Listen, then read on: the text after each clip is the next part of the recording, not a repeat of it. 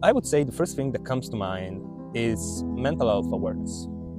Why I say so? Because we live in a society right now, and as I'm saying that, I feel old saying that.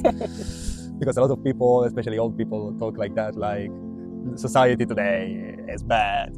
But let's say that on the one hand, we can say that there is more awareness. Awareness is increasing on a lot of, I would say, topics that perhaps before were taboo, so were not considered as much. Let's think about how gender issues are coming back into, are actually not coming back, are coming into the agenda and public debate, and there's much more awareness. But I think that one point that on which we still lack more, I would say, sensibility is mental health.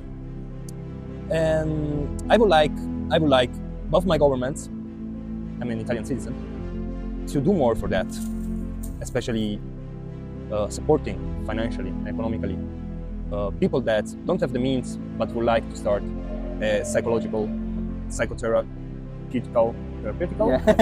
yeah. Today I got broken English, I'm sorry. Treatment, but sometimes it's very difficult, especially considering the state of our public health system. Mental health is a big topic. We have gotten to a point in our sort of development, societal development, in which the main concern is growth, economic growth. And all this emphasis on economic growth, which is not anymore community growth, but it's more individual growth, like individual economic growth. For example, let's look at the educational and university offer that we have not only in Italy, but we have in Europe, in the US. And let's look at what is the economic offer. Where do people go? People go to do marketing, go to do management, go to do finance. And I mean, it's important. If you have a productive system that goes that way, it's reasonable and it's logical that people will go there, because that is where the money are. But on the other hand, I think this is more a general question. We're going from mental health to a more general question. Is that truly what the main goal should be? Mattia is doing a PhD at the Lewis University in Rome. Last time I told you about Martina and her 20 cats. Mattia doesn't have 20 of them, but I am sure that he wished he had 20 bulldogs, because he told me that he has a passion for them. And he added that he liked especially French bulldogs. I don't know if I should take it as a compliment. Anyway, I'm now prepared to record an episode with all the animal lovers, but for this time, let's hear what Mattia had to say. In our system, in our productive system, the main goal is growth. It's economic growth. We have that in mind. This is what we are taught since we grow. The fact is that this productive system has not only consequences on, has not only material consequences, has also immaterial consequences. And immaterial consequences concern the cultural side, the social-cultural side. And I think that behind this sort of emphasis on economic growth, there is also a kind of mindset that is instilled into people, on us, on everyone. And this ultimately may create a lot of problems. One of these, I think, that is maybe also this lack of sensibility that we have in society right now. I mean, this is a very general, very, very butchered idea that I have. I mean, right now, we are in a even different era. We are in an era of turbo capitalism, in a sense. Which is what Marx intensified capitalism. Yeah, I would say so. I mean, capitalism has grown and is sort of reached different fields of our common life. And even social media, for example, all the technology field has been commodified. Yeah. I mean, I hear everything you say. I'm wondering about something, which is that in the polls, at least in France, it's the case, the number one issue of French people, and maybe it's a clear example of what you're describing. Number one issue that people have is daily life and the cost of life and how they're gonna, be able to live and bear all the costs in their daily life. And yeah, I see this indeed this pursuit of economic growth, etc., that people may well criticize and think that it's not so good, etc. But then there's the new iPhone which is out, and then everybody's jumping on it, and yeah, and everything that comes out from our capitalist society is something to get. It's something to jump on the train. Yeah. And I think that it's on the one hand you cannot say it's not good, even if you have to clarify what good means, because if you clarify this, perhaps yes, it's good, because for such a system to sustain itself you need people to buy and you need people to follow this system. Yeah. On the other hand, we should be a bit more aware of how our values are sort of structured. And then, of course, everyone is free to live its life, but I think that we are so much into this system that we are not even aware of what is going on around us, and we are not even aware of our own decisions. I believe it's very the case, because even for me, I realized that I could go, I would be the first to want to buy the new iPhone or something, and then it's true that, but only afterwards, after being in this endless pursuit for economic growth of me, etc., then I realized, well, what I'm doing with my life, I'm just pursuing more and more every time some economic growth, etc., but is that really the most important value, like you were saying about values? So it's something that maybe we get into that, but we realize only after that we are getting trapped and not being aware of that system of our pursuit toward that.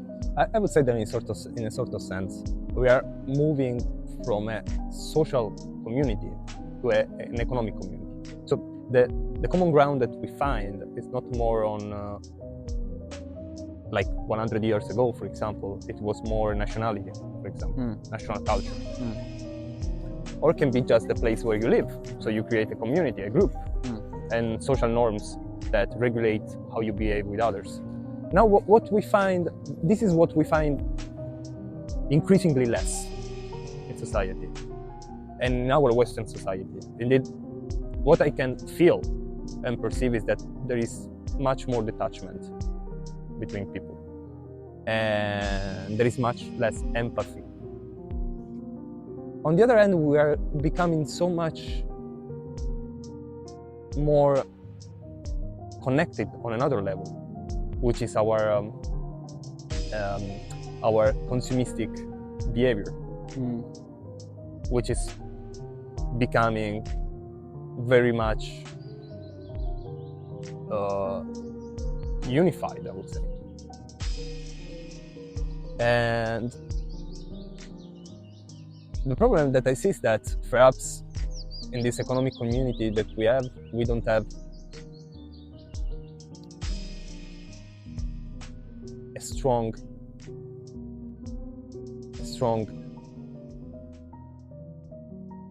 unifying narrative that we can get truly along and on which we can create something that is for everybody, I would say. So at the end, what you're describing with this, so with the lack of empathy for others, the pursuit for economic growth, etc., especially for some people, that's very much a critique of individualism as well, this model where I would say so, because I'm sorry that I hijacked a bit your podcast, because I started from mental health, which is still there. No, but this is exactly, it's connected at the end, because you're linking both. But it's like to go there, to arrive to that point, you have to understand where you are. where you are and what your place is in contemporary society. And I mean, you can choose. I mean, I don't know how much you can choose actually, but you can choose to have your opinion. That's for sure. You can choose that, and this is, I think, what I'm doing, because of course I'm giving you and I'm telling you what I think about our society right now, but this doesn't mean that I am sort of rejecting our system. Yeah, it's not that, because if not, I would not be buying Clark's shoes or having a watch, something like that. I don't want to be looked upon as a hypocrite. But on the other hand, I mean, the choice is, okay, let's talk about mental health issues, but just take it like this in our system, in our capitalist system, and what we can do to improve it. Another way is perhaps to put into question, more generally, our system and how it produces this problem and these issues. And I mean, if we go back to Freud, and if we go back to psychology, that's the point. It's like the mental problems that people face and have to address to fit in society.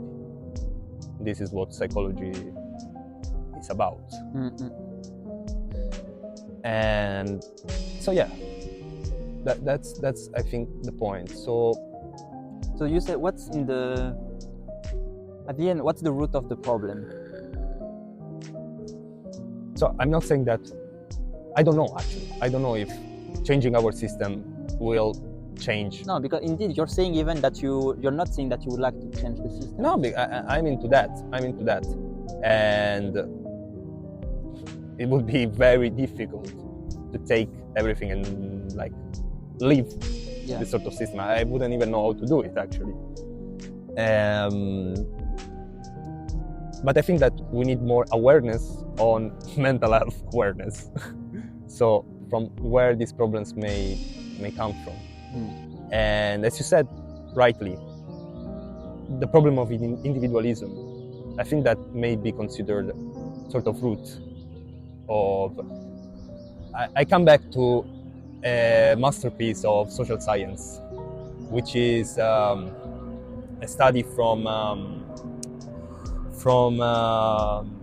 was a study of the end of the 1800s on what causes suicides in different countries. And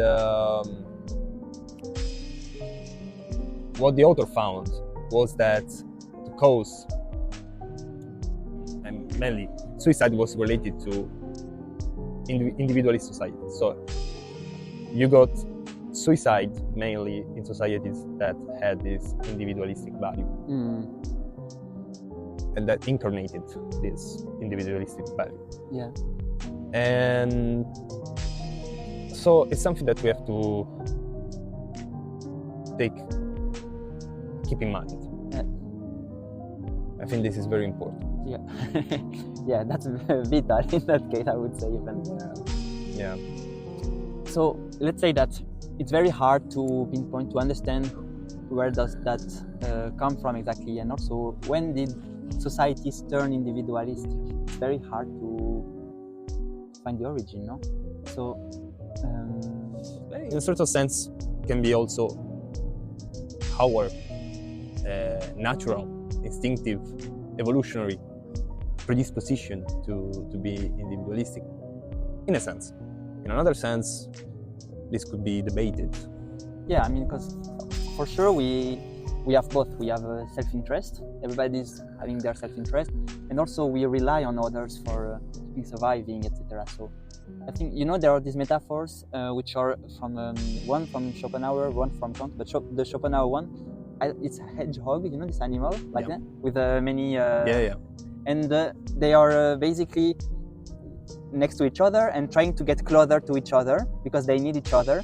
And then because of this, I don't know how to call that, on their back, they hurt each other. So then they go a bit further, but they still want to be close. So, you know, it's this tension between we would like to be alone and at the same time we need the others. Yeah, in a sense we are social animals. On the other hand, maybe not.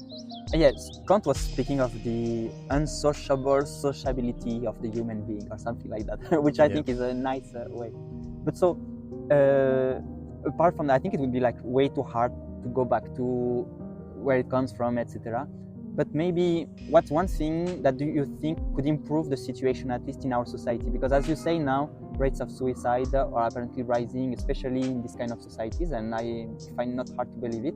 So, do you have any idea of something that could improve and maybe break a bit this individualism and bring back some empathy and mental health? I think that one thing that we can do now is to break the taboo, which is still a taboo. Talking about suicide, talking about mental health is still very much a taboo. How this can be done, I think that both this should be done and should be addressed already in our educational system. So people, perhaps not from middle school, but from high school, they should receive more, I would say, education on the topic. And I think that this is very important to get ourselves aware of what mental health is and there is another sphere of the human being. This our, would say, personal sphere that as individuals perhaps sometimes we completely disregard, as we are set to do this and that. We are back, and now we've got coats because it got really cold, and I had a technical issue. The microphone was not working, so I hope I can bring that back on the audio. Hopefully I had the backup, but let's see how it goes. Anyway, we're still in this super wonderful landscape, and still with Mattia, who's talking us about mental health and individualism at the end, and we were talking about how to tackle the issue. So it's a difficult question, it's a difficult answer. What I would do right now in the short term is trying to tackle it with our educational system.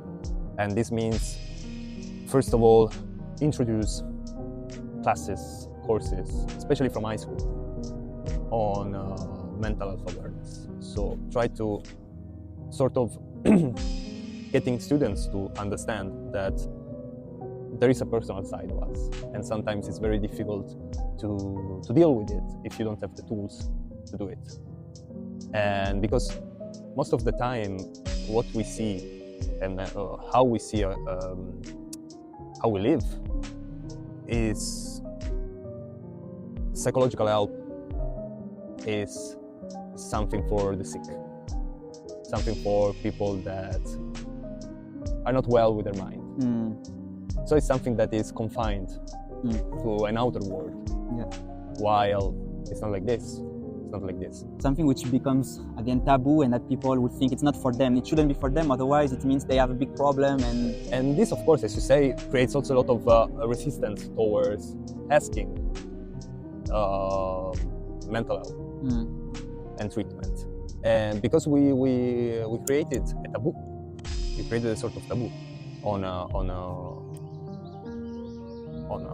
our mental health, and so trying to give already guys the tools to get an understanding of themselves, I think that would be very beneficial to them, and it could change also the way in which we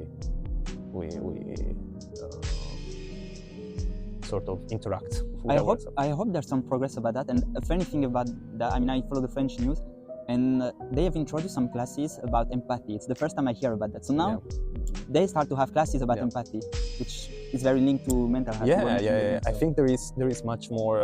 As I said, I don't want to look things all negatively, because it would be I would be a fool by saying that nothing has changed, and this is not what I meant. things have changed, and I think that we should go into that direction and sort of stress this world, an entire world that we are tabutizing. I don't know if this can be used as a new word. So I think education, and then I always wish in a very enlightened government that could sort of drive and bring forward also this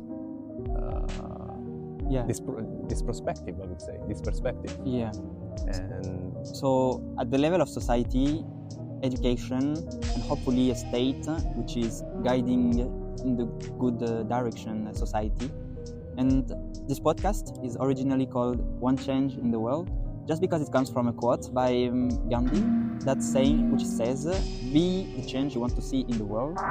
And so at the individual level, do you think that something can be done about that? Yeah, I think that something can be done, and something that I can do is to get the people that I meet, and the people I'm with, to be more aware of also their individual self, and that sometimes we are not trained to be with ourselves and to know ourselves. This is a path that I've undertaken, and I'm undertaking, to try and know myself more, to try and know what can be some issues, what can be some solutions. And what I can do is with other people is to make people more aware, also to sort of break and destroy some taboos that people hold.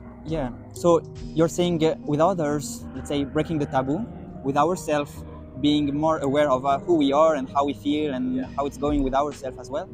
And I perceive, but I'm not sure you meant that, but I imagine you could mean that as well, to maybe care more about how the other person feel and ask them, how do you feel, and like have this empathy and establish this communication with others. And this is also a break from individualism that we were talking about. Sometimes we need to do that. Sometimes it's very important. It would be amazing if it would be always like that, but sometimes we have to break from that individualism that makes up our everyday life. So you would mean, for example, I'm trying to think of a concrete example, maybe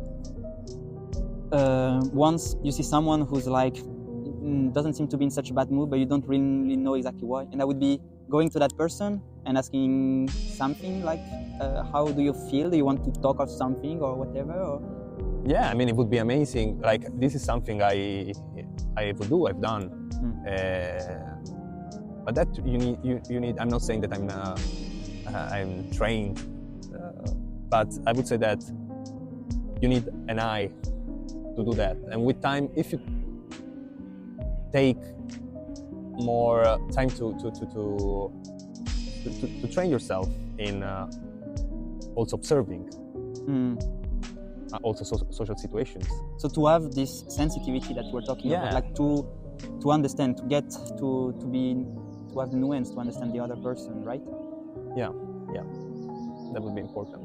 Yeah, and like I don't know if people are equipped with that capacity. Just is that something that you? So maybe hence the role of education that you were talking about. Yeah, that brings us back to that.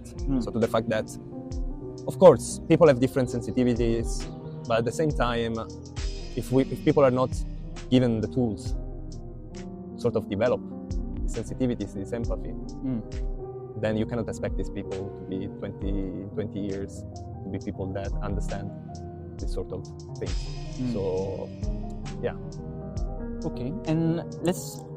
That's on the individual level. We did also education. We did the state. I'm wondering if social network, as you said, are a buffer. So at the end, counterintuitively, they're called social networks, but it seems like it's actually enhancing in a way individualism or something. My question is there a way to switch that in a way that makes social networks really helpful for mental health? Do you think it's possible, or no? It would come in. Well, that's also a very difficult question, because if you think, as you said rightly, social networks were born to, let's say, link, connect people. Supposedly, But then, as everything in society, everything is repurposed and gets a new function. new function. And in this sense, if we look at, perhaps Instagram was created for that function. But more generally, social media have changed very quickly the function that they had to have to accommodate perhaps people's, I would say, tendencies. And one our tendency is the one to being, I would say, noticed. And this is something that we search for. Yeah, and they play a lot on that. Yeah, of course. And this is what the turbo capitalism is right now, because it's always trying to find a way to make good profit. And this is very evaluative, value-free perspective of that. I'm not giving negative connotation to that. It's just what it is. Yeah. If we think of what is behind a social media, and we're now experiencing the boom of shorts, of TikTok, kind of social media. And this extremism of short-term consumption is getting to such levels. And so I don't know if there can be a repurpose, unless you put some very strong barriers on what can be done, on the platform, and what cannot be done on the platform. What can you give me some examples of what you mean by that? Like if you want people just to connect, then you make people just connect, so talk among each other. Yeah. And this is what blogs or just simple messaging was. So basically, it would be to have Twitter, let's imagine, or whatever conversation tool, but without the number of likes, of retweets, of buzz, etc.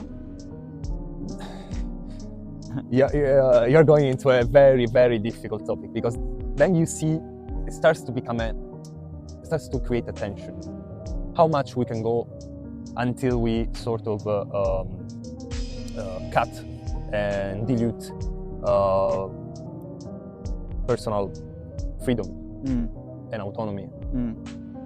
What people can do, what people cannot do, what people can say, what people can talk about, and sort of regulate every aspect of social networks. I think that one thing that we could do, but this is unrelated to perhaps our main topic, is to sort of regulate fake news on social media, for example, which is a big issue and has been a big issue.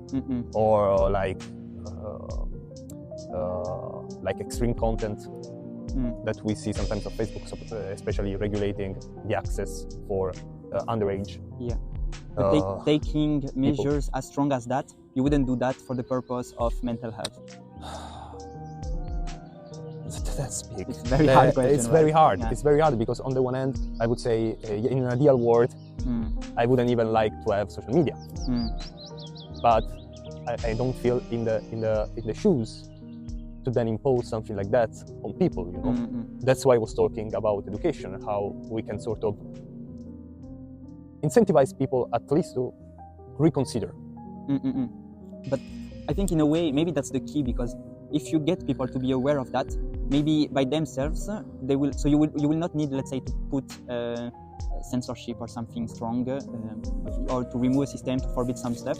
But maybe people from themselves, that should be the key. That from themselves they realize the impact that such a system has on their mental health and the rate of suicide in their country, and maybe that hopefully by themselves they make the wise decision in not participating in that. I think this is the next goal, the next step of our community, and more generally of our society and our governments. And perhaps what always has been. So try to find the balance between a very crucial right, which is personal freedom, individual freedom on the one hand, and then what is sort of awareness we were talking about. It's very difficult. It's very difficult. But I mean, it was very difficult also in the past, when we had a lot of transformation in our society. Let's think about the last 200, 300 years. Now, of course, we are in a new world, and everything to us seems to be changing so fast. Yet I think that we can still have the capacity to grab these developments and to at least try to redirect and try also to control for some of the worst consequences that this can create. Yeah, so many ideas there. Yeah. We actually explored many more topics, even more than I thought we would. Yeah. Maybe to conclude, so for the first episode I did the summary, but then I was wondering, is it better that the person I talk with do the summary? So let's just try it, and then I'll see if in the future I'll do it. Maybe could you make a summary of our talk? I mean, that was a very convoluted discussion, I would say. In many parts, I didn't make so much sense, but what I wanted to try to say is that, I mean, what came to mind as the main problem, what I would change in the world was, and is still, mental health awareness. But to sort of try to understand mental health awareness, I think that we have to take a step back. This is not to say that mental health is not a problem that we would not encounter in another system, social or economic, whatever system, but we need to understand the roots, or at least part of the factors that may contribute to it. And one of these, this is my personal opinion at least, is that we live in an ever-increasing individualistic society. And so the problem of individualism, especially in a society in which we get so many changes and we get the era of new technologies, social media, and is of turbo capitalism, as I said, is ever more important, as you rightly also included into the discussion. And as now the name came back, as Durkheim said, found, is that individualism is often related to a higher rate of suicide. And the problem of suicide is, let's for example think about cyberbullying, for example, is something that it was worth mentioning. And so we have to consider all these things. And finally, what we can do right now is to be to get people to be more aware.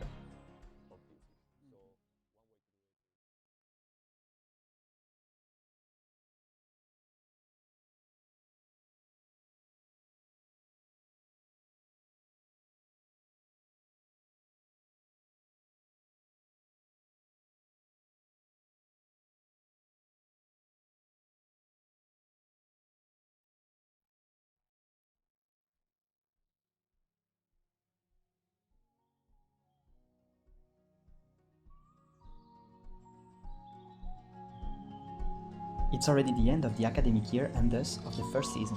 I want to thank you so much if you have listened until now, because that means you're not only my very first support, but also my very second support, if that exists. Thank you for that, have a nice summer holiday, and see you on the 1st of September for a new season.